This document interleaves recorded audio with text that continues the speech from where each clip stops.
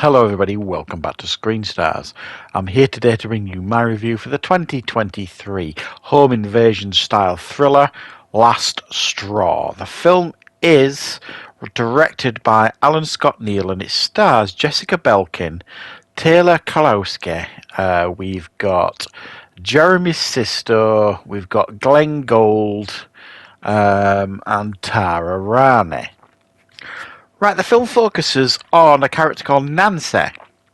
Now, she is, I think she's 18, 19 years old, something like that.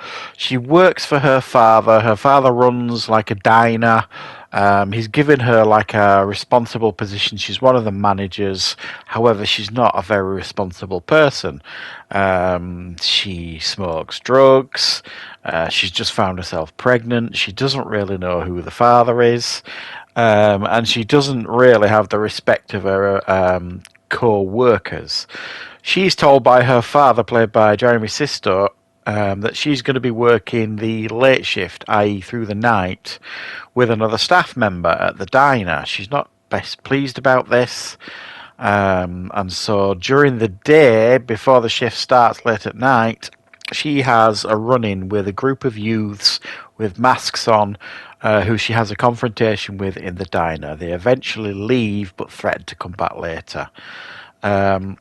She fires the other guy who's supposed to be working the late shift with her, so she ends up being there on her own. And then, as you could imagine, some people in masks turn up later and begin to stalk and terrorise her. This then starts a fight for survival in order to get through the night in one piece. Right. What are my thoughts on Last Straw? Well, on the surface, this appears to be a pretty standard, like, home invasion type film. I remember seeing the trailer for this one a couple of months ago, and I thought it looked pretty decent. I like films like this if they're done well. And this one is done to a fairly decent standard. If you like home invasion films, you're probably going to get a kick out of some elements of this. And the film has going for it, if you like. You know, a lot of quotes you'll see running around with this film is like, oh, killer twist, mind-bending, twist, that kind of stuff. Now, there is a twist in this film. It kind of subverts your expectations a little bit as to who's doing the stalking later in the film. Who you expect it to be doesn't necessarily turn out who it is. It kind of flips it a little bit, and that's obviously not me not wanting to spoil the film for you guys. But I'm not gonna lie, I had a thought in my head as what was going to happen later in the film, and it turned out to be true. So, and I'm not saying I'm any genius or anything like that when it comes to films like this. So if you've got, a fairly logical brain in your head, then you'll probably figure it out as well. So I wouldn't necessarily call it a killer twist. It's a decent twist. It works quite well for the film, but it ain't no like jaw dropper if that's gonna if that's what you're hoping for. It's got some very, very strong performances here, chief of which is Jessica Belkin as Nancy, the young girl at the diner on her own. And I'm not going to lie, the first, I don't know, half an hour, 40 minutes of the film, when it's like setting it up, I was definitely not keen on her character at all. Like I say, she was undisciplined. She was, like I say, she was portrayed as a pretty deplorable character, actually, in many, many ways. She treated people quite badly. Not a very nice person. Doesn't have a lot of respect for herself. So in my mind, I'm thinking, oh, how are they going to make me care for this girl? But do you know what? The journey that this film kind of puts you on with this character, it actually manages to pull it round. I was quite impressed because there was a point in this film when I genuinely thought, I don't think I'm going to click with this character. I don't think I'm going to be able to relate to her at all.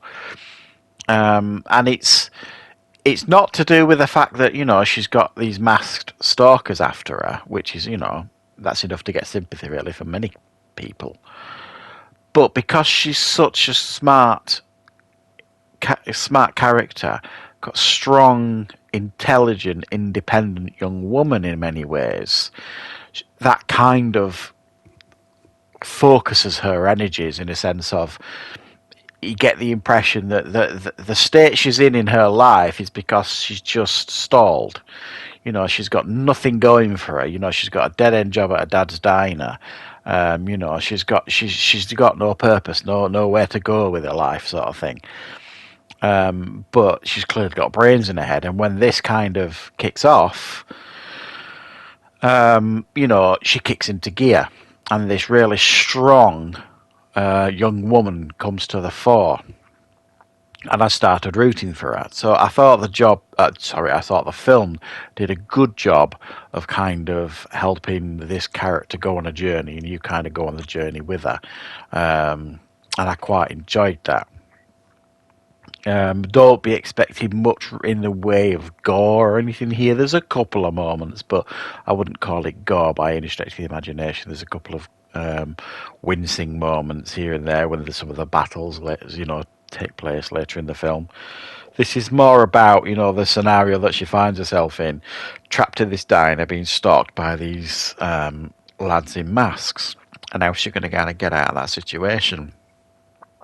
There's a couple of other characters turn up later in the film. There's a police officer that turns up, and the film does a good job of, you know, when the police turn up and you're feeling like, I could take a breath here.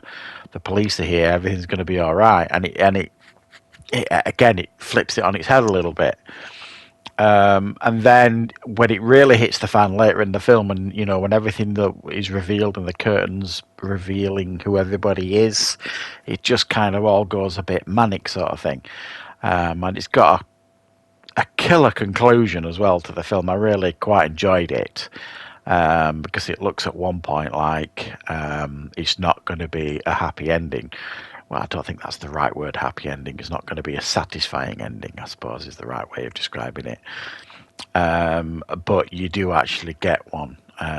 So there's stuff here to recommend if you like home invasion films. You know, it's got quite a striking, you know, visual style to it as well. It's well made, it's well acted. It's got some strong moments in it. It does have a twist. Whether you would describe it as a killer twist, I suppose it depends if you figure it out or not. And unfortunately, I did, so I couldn't describe it as a killer twist. But yeah, this is a decent watch. I'm not going to lie. I didn't feel like my time was wasted with it, and I suspect if you give this one a go, I don't think you'll feel your time is wasted either. So thanks for joining me for this review, guys. I hope you found it useful. I will, of course, be back with plenty more reviews and content on the channel very, very soon.